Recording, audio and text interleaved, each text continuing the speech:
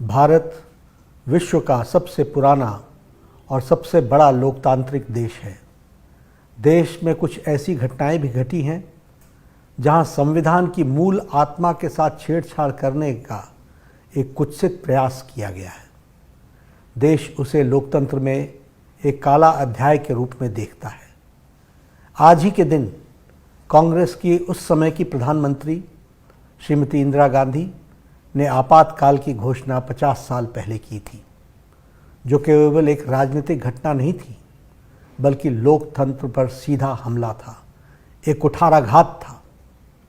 25 जून 1975 की आधी रात को तत्कालीन प्रधानमंत्री इंदिरा गांधी ने आंतरिक अशांति का बहाना बनाकर भारत पर आपातकाल थोप दिया था और देश के संविधान की हत्या कर दी थी। 50 वर्ष बाद भी कांग्रेस उसी मानसिकता के साथ जी रही है। उसकी नीयत आज भी वैसी ही तानाशाही वाली है।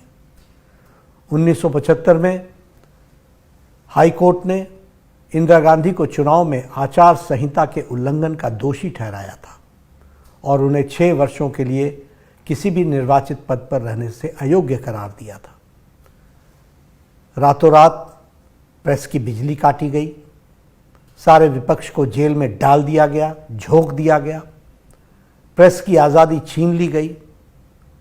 अनुच्छेद 352 आर्टिकल 352 का दुरुपयोग कर लोकतंत्र को रौंदा गया।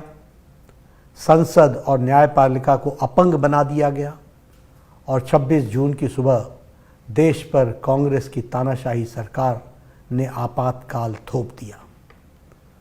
कांग्रेस की तानाशाही का विरोध केवल राजनीतिक नहीं था, यह भारत की आत्मा और संविधान की रक्षा का आंदोलन था, जिसमें राष्ट्रवादियों ने अपनी जान की बाजी लगा दी। Jayaprakash Narayan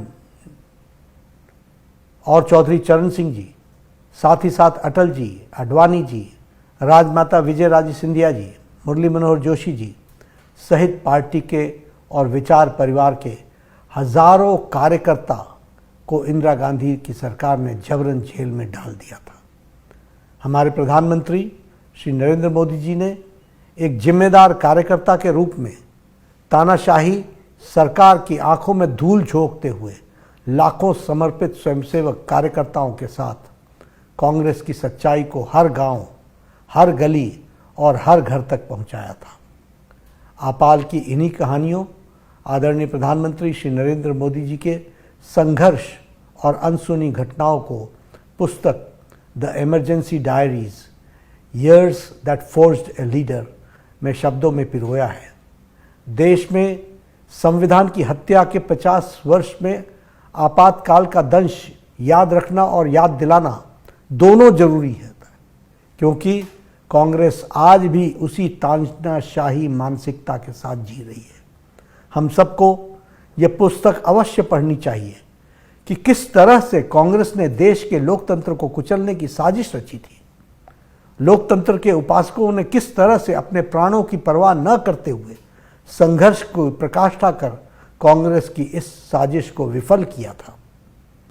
India is Indira and Indira is India जैसे नारे कांग्रेस की उस मानसिकता को दर्शाते थे, जिसके तहत इंदिरा गांधी ने देश को व्यक्तिवाद और परिवारवाद की प्रयोगशाला बना दिया था। कांग्रेस समझती है कि इस देश की सत्ता पर केवल एक और एक परिवार का ही हक है, तभी तो उसने अपनी सरकार के प्रधानमंत्री के ऊपर भी सुपर पीएम बिठा दिया था। आज भी कांग्रेस की मानसिकता वैसी ही है। एक गरीब का देश का प्रधानमंत्री पद तक पहुंचना कांग्रेस से हजम नहीं हो रहा है। कांग्रेस शासित राज्यों में कानून व्यवस्था का हाल आज भी वही है जो आपातकाल में था। विरोध का दमन, धार्मिक तुष्टीकरण और सत्ता का अहंकार खुलेआम दिखता है। इंदिरा गांधी जी ने जस्टिस HR खन्ना जैसे ईमानदार जज को सीनियर होने के बावजूद मुख्य न्यायाधीश नहीं बनाया, क्योंकि उन्होंने सरकार के खिलाफ फैसला सुनाया था। कांग्रेस ने सुनिश्चित किया था कि जो भी अधिकारी या जज उनके इशारों पर न चले, उन्हें या तो हटा दिया जाए या उसका ट्रांसफ़र करा दिया जाए, तबादला करा दिया जाए। इंदिरा गांधी ने अपनी सत्ता को महफूज रखने के लिए संविधान में अलोकतांत्रिक संशोधन कर संविधान की मूल आत्मा को बदल दिया था। आपातकाल के दौरान यदि किसी नागरिक को गोली मार दी जाए तब भी उसे अदालत में जाने का अधिकार नहीं था। आज भी राहुल और कांग्रेस संविधान की झूठी दिहाई दे रहे हैं। आपातकाल के दौरान जेलों में बंद लोगों को अपने परिजनों के अंतिम क्रिया में शामिल होने तक की अनुमति नहीं दी गई।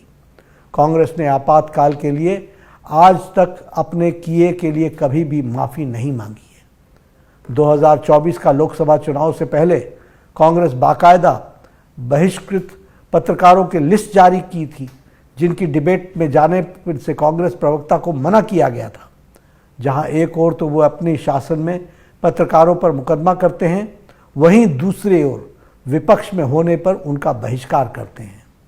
मैं आज इस अवसर पर देश के आपातकाल अभिशाप से मुक्ति के यज्ञ में अपनी जान की बाजी लगाने वाले लोकतंत्र के सच्चे सिपाहियों को आज अपनी ओर से और भारतीय जनता पार्टी के करोड़ों करोड़ कार्यकर्ताओं की ओर से श्रद्धांजलि देता हूं और उनको धन्यवाद देता हूं, जिन्होंने संविधान की रक्षा की, देश की रक्षा की।